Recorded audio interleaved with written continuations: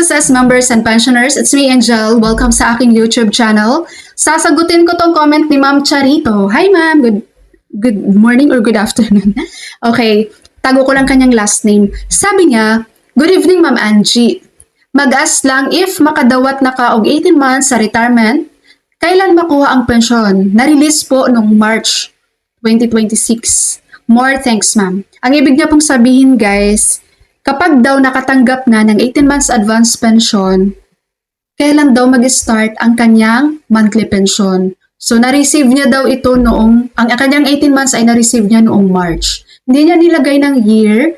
I don't know if March 2026 or last year. So, basta yun.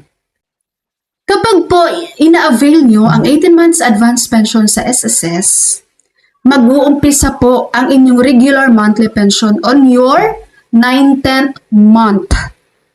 Tatapusin po munang matapos yung 18 months bago po mag-umpisa ang inyong regular monthly pension. So kung kailan yung date of retirement nyo, bibilangin nyo po yan doon. Bibilangin nyo yung 18 months na yon at kung kailan matapos yung 18 months, yung 19th month, doon po mag-uumpisa ang inyong monthly regular pension. Sa mga SSS member po dyan ha na hindi po aware dito guys, kapag tayo po ay mag-apply na ng retirement claim sa SSS, meron po tayong option kung i-avail po natin ang 18 months advance pension or hindi na. Kapag i-avail po natin ang 18 months advance pension, marireceive natin yan ng lump sum yung 18 months na yan. So malaking amount yan. Pero hihintayin nating matapos ang 18 months bago mag-umpisa ang ating monthly regular pension. Kapag ayaw mo naman mag-avail ng 18 months advance pension, diretso ka po sa regular monthly pension. Umpisa na agad ang iyong monthly pension. During application po natin ito ginagawa guys.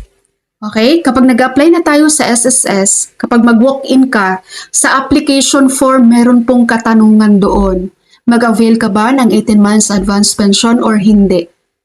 Kapag naman ang iyong application ay gagawin mo online sa iyong SSS online account, may questions din po doon kung mag-avail ka ng 18 months advance pension. I-click mo lang yung yes or no.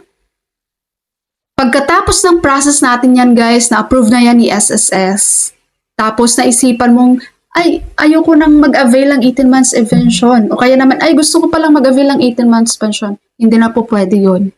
Once lang yan guys during our application. Kaya pag-isipan nyo ng mabuti yan kapag mag-apply na kayo ng retirement, kung mag-avail kayo or hindi.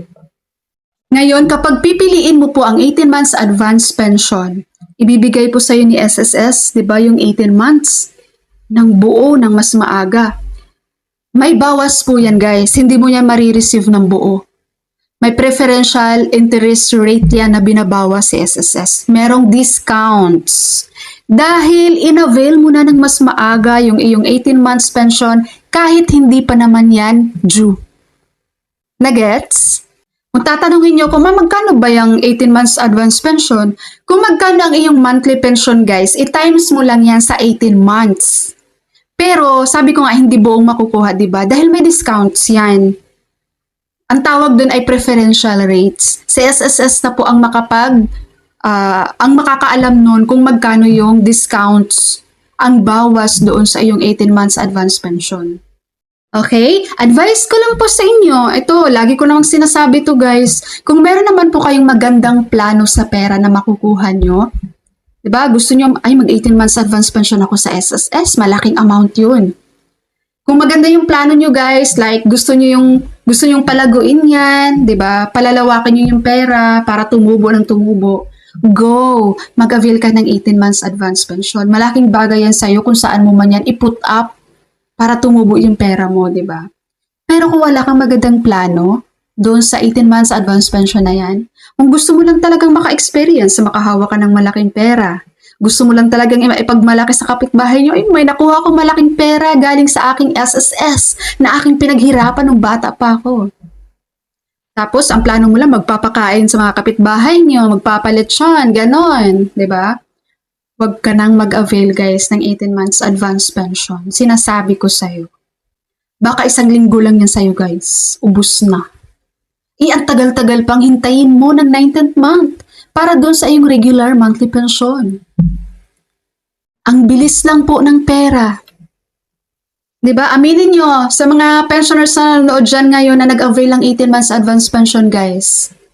Meron dito, may pensioner dito na nagko-comment, ma'am, kailan pa ako makakatanggap ng aking regular monthly pension? Nag-18 months advance po ako nung ganitong year. Bakit ngayon hindi pa rin po ako nakakatanggap? Kailangan ko na po ng pera. Ayun lang. 'Di ba? Kaya pag-isipan nyo lagi talaga, guys. Meron naman dito mga wais na ating mga senior citizen, 'di ba? Mga mautak. Ano sila, yung very, ano bang tawag doon? Napakagaling nila, guys, humawak ng pera. Napakagaling nila mag-isip paano nila palalaguin yung pera para hindi sila mahirapan sa araw-araw na kanilang budget. May mga seniors na ganun. Kapag ganun yung mindset nyo, guys, go, i-avail nyo po yung 18 months advance pension. Kasi, di ba, ang laking bagay nun kapag mapalago mo yun. Alright po, mga members, SSS members and pensioners natin dyan. Sa mga naghanap, guys, ang pabango, ang link po ng mga products na to nandyan po sa description ng aking video. I-click nyo lang po yan. Alright, so that's all for my video for today. Thank you so much for watching, everyone. God bless you.